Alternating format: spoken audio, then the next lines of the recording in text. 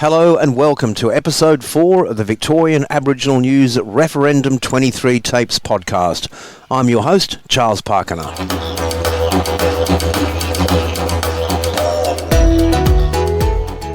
Victorian Aboriginal News acknowledges and pays respect to traditional owners and custodians across Australia. We acknowledge the elders who have gone before, those who currently lead their communities, and those who will follow in years and generations to come.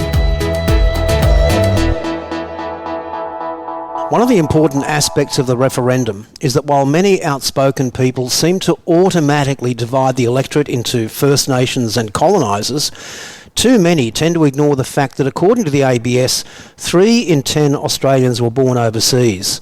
Add to that the number who are second or third generation Australians, and the percentage escalates dramatically. Joining us today on the Referendum 23 Tapes podcast is Carlo Carli, the chairman of the Federation of Ethnic Communities Councils of Australia.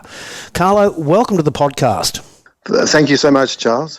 Carlo, really interesting. I first came across a lot of your work in relation, or comments in relation to the referendum recently, in response to comments made by Warren Mundine. Now, Warren, as many people know, is leading a group that wants, among other things, migrants alongside First Nations people to be recognised in a preamble to the Constitution instead of the voice to Parliament. Now, you came out against that, stating that it was a distraction and that FECCA had not been consulted. Do you consider this to be a strategy on the part of the No campaign?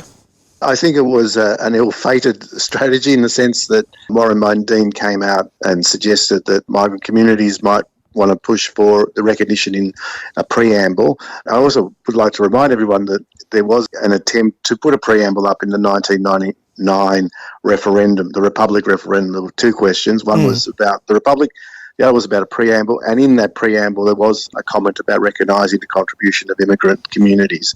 I think it is a distraction, and I think it's a red herring, and no one's talking about preambles at the moment. I mean, the issue at stake is the voice to Parliament. And I must say that FECCA's position came out of its own conference last year. We had 800 individuals and organisations represented in Melbourne, and this was a really key issue. We actually had the voice there. We had Professor Megan Davis and others come to speak to the delegates, and it was overwhelmingly supported. And I think that there are a number of reasons for that. One is that a lot of immigrant groups have come as seeking refuge in Australia as refugees or economic refuge, and while they've welcomed their time, they've also come to recognise that Australia has been built on dispossession, massacre, the invasion of this country. And I think that there's a natural empathy. They're almost natural allies of our Indigenous people. So I think that conference really demonstrated that it was just overwhelmingly, there was no dissent at all in terms of people wanting to support a constitutional voice to Parliament. And there was a recognition that people did not come here as invaders. They came here to seek refuge, but they recognised that the invasion had happened and its consequences are being felt today, and it's time we had a genuine reconciliation with First Nations. You have mentioned several times in the past that many migrant communities are in fact natural allies, hence the support for the Uluru Statement and the constitutionally enshrined voice to Parliament is a natural thing. Are there particular sectors of the ethnic community that you think are more strong than others? I do. I think that refugee communities feel it the most. People have actually experienced the brutality of colonialism or the brutality of dispossession. I think they obviously share an experience that makes them have empathy with First Nations. I think other immigrant groups that present some level of political risk as well. So when I say they're natural allies, I think some groups are natural allies because the experience of colonialisation, invasion or dispossession is, while different, is something that they have felt. I think with other groups, the problem becomes that they do not have enough understanding of the struggle of Indigenous rights, Mabo, the various issues that have, the various land rights issues, the 1967 referendum, all those things that have really been central to a period of immense struggle for rights. While I don't think that they're oppositional, I do think that there is a risk with those people that if you start making the issues too complex and throwing in a whole lot of red herrings, that will create confusion and possible opposition. While I think that there are natural alliances there, I also recognise that there's a political risk, and FECCA's role in all of this is to, and the role of community leaders in the ethnic communities is really to provide genuine education about not only what's occurred in terms of European colonialism in this country, but also issues around the struggles of our First Nation people. And I think once you go through that process, that they will be sympathetic because they have struggled and they know what struggle is. So I don't totally think that, overwhelmingly they're all going to come across and say, yes, we support it. I think that there are natural allies, and I think others need to understand the social context or the political context of the voice to Parliament. You do represent, to say sizable percentage of Australians would be an understatement, a massive percentage of Australians.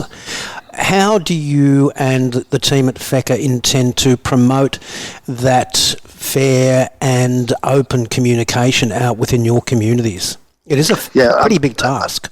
I think that's right. I think FECCA is a federation of state-based organisations, and there are many hundreds of organisations that are affiliated either at the state level or at the regional level. So it's a big group of people. My view is that there's very sophisticated media and particularly newspaper and radio through those communities. There's also clearly religious and community leaders, and those are the people that we're going to draw upon to raise the issues, in many ways to explain issues and to make it culturally relevant too. I think it's really important that we recognise that communities do value elders, they do value ancestry, they do value relationship to the land, and they're the things that we want to draw upon. I think it'd be a real mistake to sort of, and I think you introduced the dichotomy that there's the First Nation and then there's the invaders. If you go into that dichotomy, I think we potentially lose the debate. I think you need to see that these waves of migrants have come to this country for reasons other than, reasons of refuge or to get economic success. And I think that their understanding of that has to become, it was built on dispossession, it was built on massacre, it was built on those things.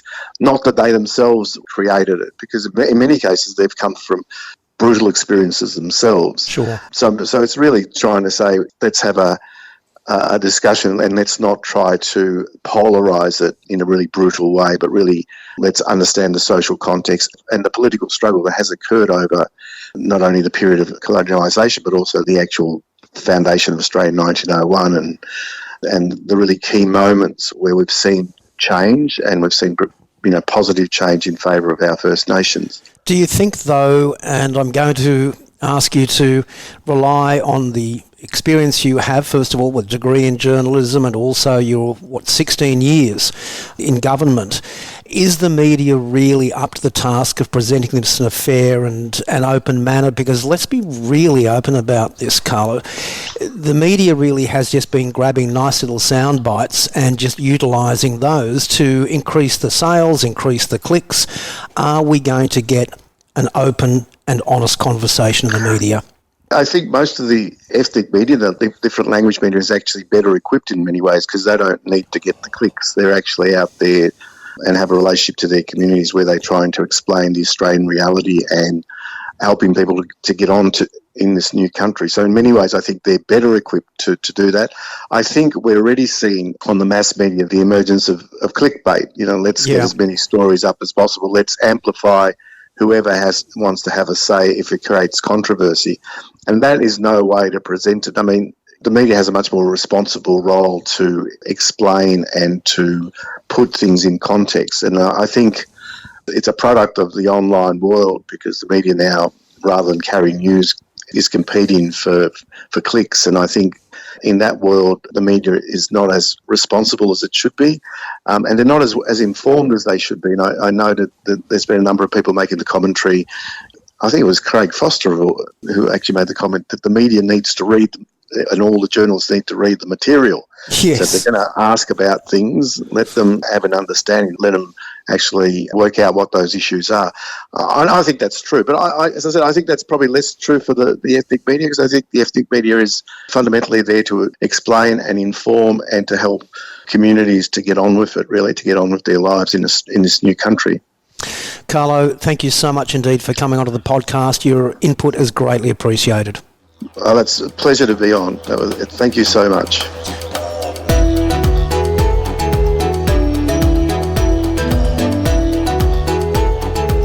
full transcript of this interview, visit the Victorian Aboriginal News website at vicaboriginalnews.com.au.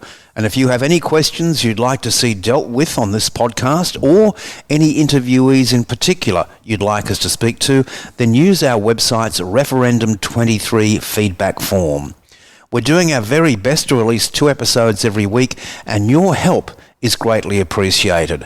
If you can subscribe to our newsletter and to this podcast, or at least get a friend to do so, then your assistance is massively appreciated.